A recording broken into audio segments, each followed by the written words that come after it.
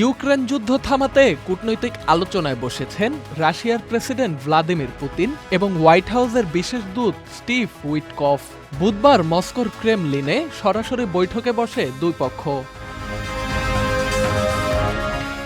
যুক্তরাষ্ট্রের পররাষ্ট্র দপ্তর জানিয়েছে, সফরের কথা আগেই নিশ্চিত করা হলেও বৈঠকের বিস্তারিত আনুষ্ঠানিকভাবে প্রকাশ করা হয়নি। চলতি বছর এ নিয়ে পঞ্চমবার রাশিয়া সফর করলেন ওয়াশিংটনের এই বিশেষ দূত। ট্রাম্পের নির্ধারিত আল্টিমেটামের মাত্র দুদিন আগে অনুষ্ঠিত হল এই বৈঠক। এর আগে যুদ্ধবন্ধে রাশিয়াকে ৫০ দিনের সময় দিলেও পরে তা কমিয়ে ১০ দিনে আনা হয়।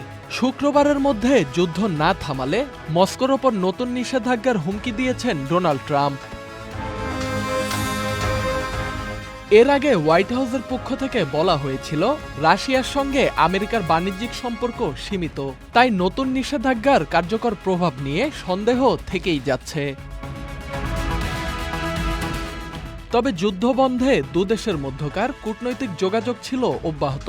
চলতি বছরের ফেব্রুয়ারি থেকে মস্কো এবং ওয়াশিংটনের মধ্যে উচ্চ পর্যায়ের ফোন আলাপ আর প্রতিনিধিদের বেশ কয়েকবার সরাসরি বৈঠক হয়েছে।